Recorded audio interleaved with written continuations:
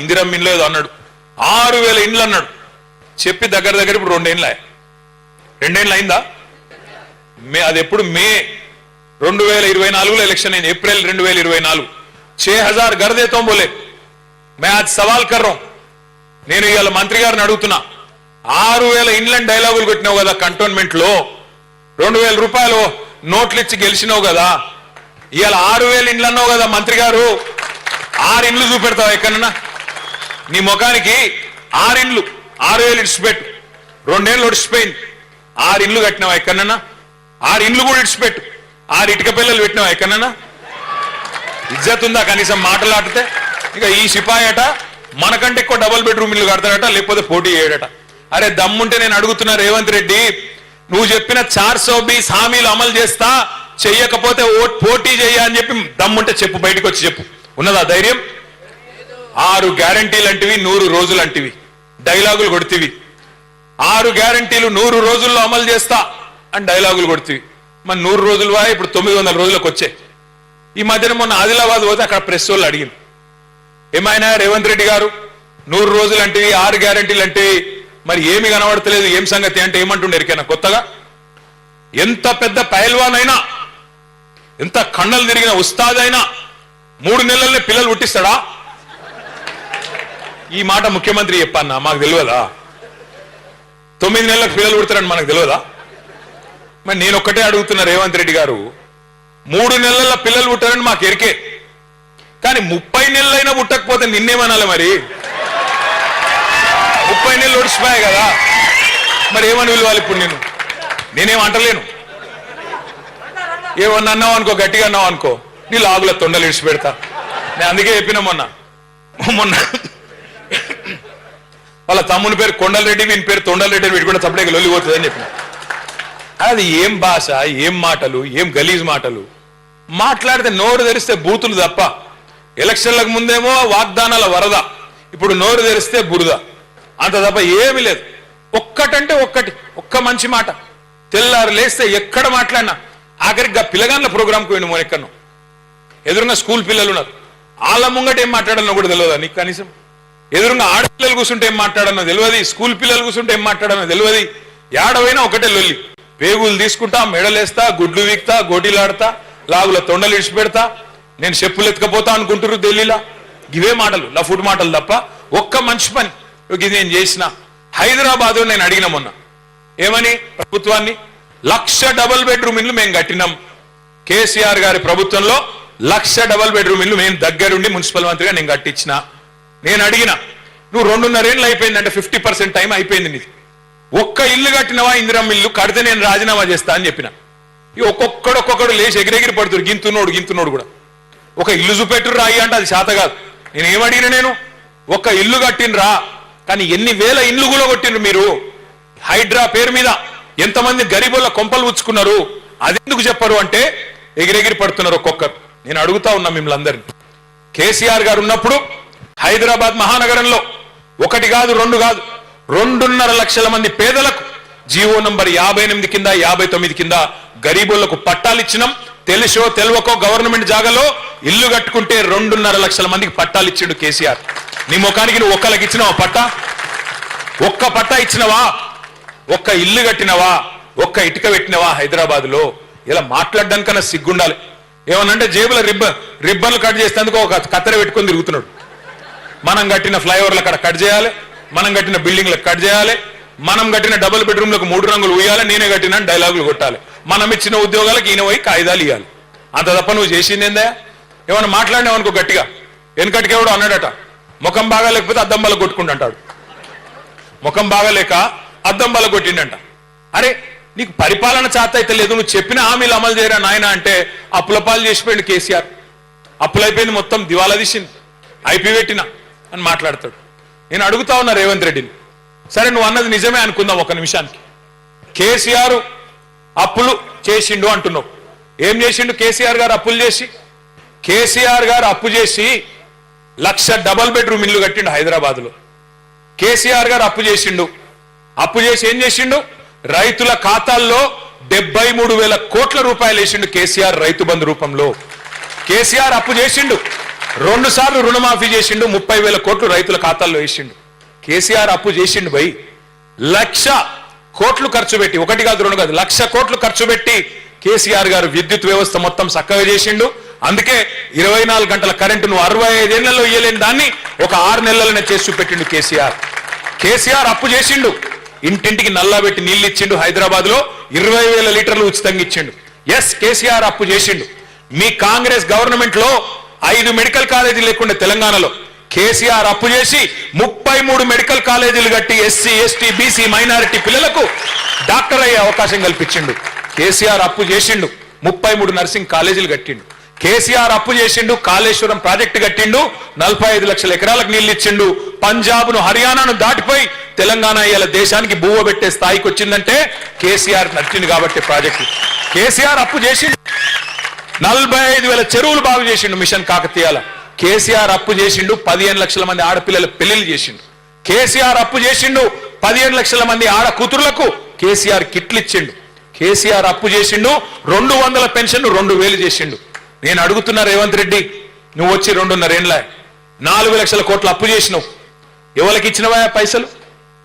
ఏ రైతుకి ఇచ్చినావు? ఏ గరీబోనికి ఇచ్చినావు? ఎక్కడ ఇండ్లు కట్టినావు?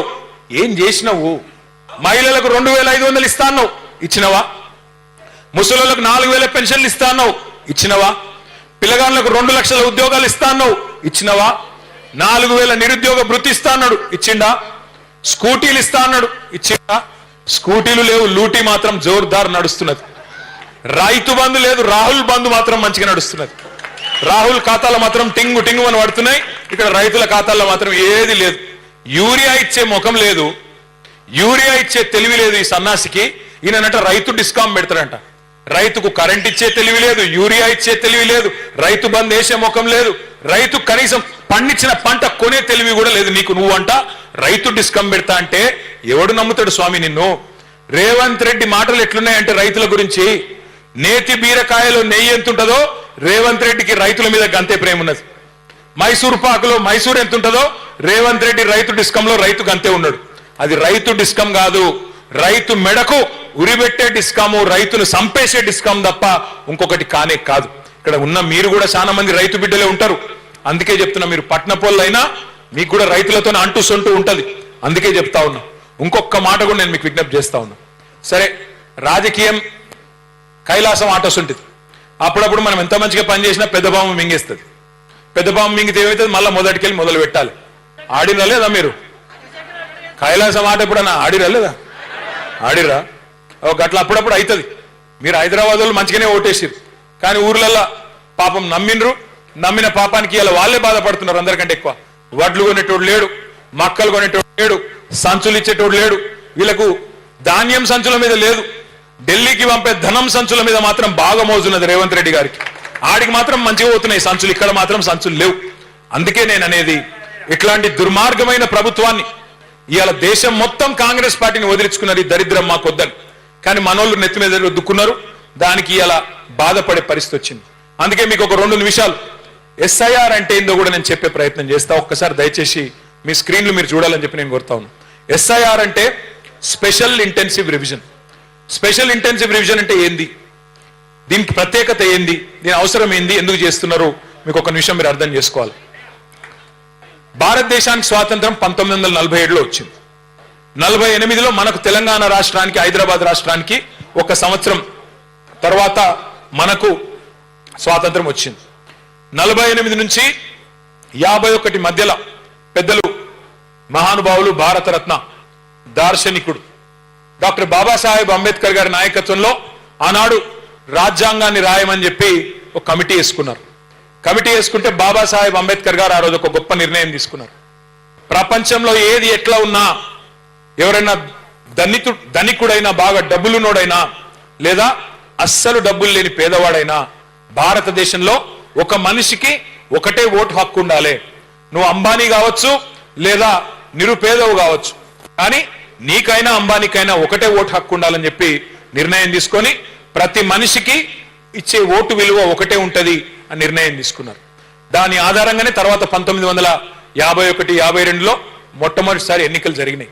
అక్కడి నుంచి ఈ రోజు దాకా 2026 దాకా ఇప్పటి వరకు భారతదేశంలో 13 సార్లు ఎస్ఐఆర్ జరిగింది.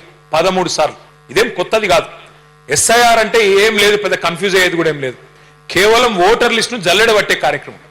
అది ఏంటిది అనేది నేను మీకు ఎక్స్ప్లెయిన్ చేసే ప్రయత్నం చేస్తా. Next slide. ఎస్ఐఆర్ అంటే కొత్త ఓట్లు చేర్చుడు, కొత్త ఓట్లు 18 ఏళ్ళు నిండిన వాళ్ళు ఎవరైనా ఉంటే వాళ్ళ ఓట్లు చేర్పించుడు, అట్లాగే ఎవరైనా చచ్చిపోతే వాళ్ళ ఓటు తీసేసుడు, ఎవరైనా కంటోన్మెంట్కి వెళ్ళి ఇంకో నియోజకవర్గానికి షిఫ్ట్ అయినారనుకో, ఉదాహరణకి కంటోన్మెంట్లో ఓటు ఉండే, వీడికెళ్ళి మీరు చదువు కోసమో ఉద్యోగం కోసమో పక్కకు అవతలకి సనత్ నగర్ పోయిననుకో, వీడికెళ్ళి అటు మార్చుకోవడం, లేదా ఎవరైనా సనత్ నగర్కి వెళ్ళి యువతలకు వచ్చిరనుకో మీ దగ్గరికి, ఇక్కడ రాయించుకోవడం. ఇదివరకు ఎట్లుండే అంటే మనకి ఒక్కొక్కరికి, మీకు తెలుసు నాకు తెలుసు, డూప్లికేట్ ఓట్లు ఉండే. ఒక ఓటు ఇక్కడ, ఒకటి ఊళ్ళే, ఒకటి ఇక్కడ, ఒకటి పక్క నియోజకవర్గంలో అట్లా ఉండే. ఎస్ఐఆర్ తర్వాత ఏమవుతుందంటే అవన్నీ పోతాయి, కేవలం ఒక మనిషికి ఒకటే ఓటు మిగిలేటట్టు చేసుకోవాల్సిన అవసరం ఉంటుంది. అయితే ఇది కొద్దిగా జాగ్రత్తగా చేయాలి. ఎందుకంటే చివరిసారి ఎప్పుడు జరిగింది ఎస్ఐఆర్ అంటే 2002వ సంవత్సరంలో జరిగింది, 2002. అప్పుడు ఉమ్మడి ఆంధ్రప్రదేశ్ ఉండే, ఇప్పుడు తెలంగాణలో ఉన్నాం. అప్పుడు కంటోన్మెంట్ నియోజకవర్గం వేరే ఉండే, ఇప్పుడు వేరే ఉన్నది, కొంత మారింది అప్పటికిప్పటికి. కాబట్టి ఇప్పుడు అధికారులు ఏం చేస్తారంటే బూత్ లెవెల్ ఆఫీసర్ అని ఉంటారు, బిఎల్ఓ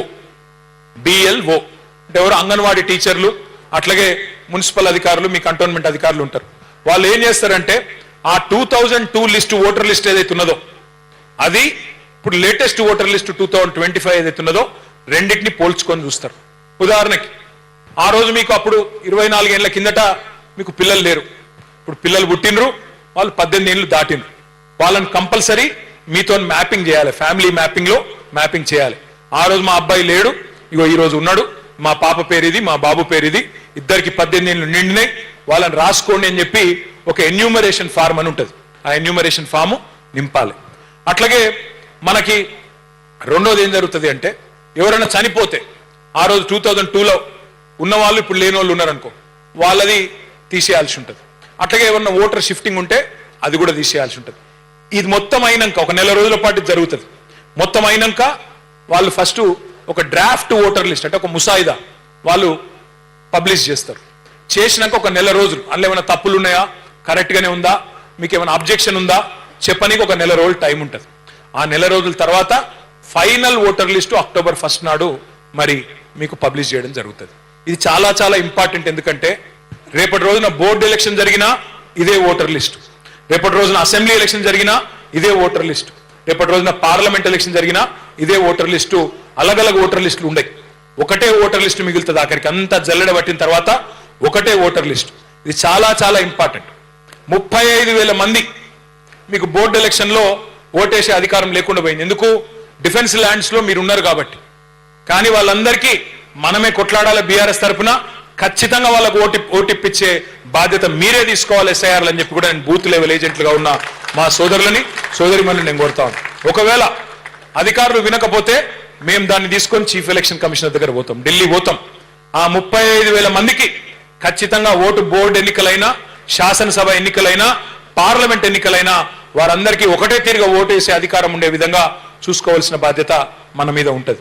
ఇప్పుడే నాకు బోర్డు మెంబర్లు చెప్తా ఉన్నారు, మహేష్ రెడ్డి గారు, మా పాండన్న, లోకనాథం అన్న, నళిని, అనితమ్మ, శ్యాము చెప్తున్నారు. ఏమని అన్న, ఎలక్షన్ జరగకనే 11 ఏళ్ళ అని చెప్తున్నారు. వాస్తవమే 11 ఏళ్ళ, కానీ ఎప్పుడో ఒకప్పుడు పెట్టక తప్పదాలు భయపడుతున్నారు. పెడితే మళ్ళా గులాబీ జెండానే ఎగురుతుంది, పక్క మళ్ళీ వీళ్ళే గెలుస్తారు, మళ్ళా మా మూతి మీద అన్నట్టు అవుతుంది అని చెప్పి ఇక బీజేపీ వాళ్ళు ఎవరిలో పెట్టుకొని టైంపాస్ చేసుకుంటా ఉన్నారు. కానీ పక్కా ఎలక్షన్ ఎప్పుడు జరిగినా తయారు ఉండాలి. ఎందుకంటే ఒక సామెత ఉన్నది ఆంగ్లంలో, నేను తెలుగులో కూడా చెప్తాది. ఆంగ్లంలో ఏం సామెత ఉందంటే, the more you sweat during piece the less you bleed in war.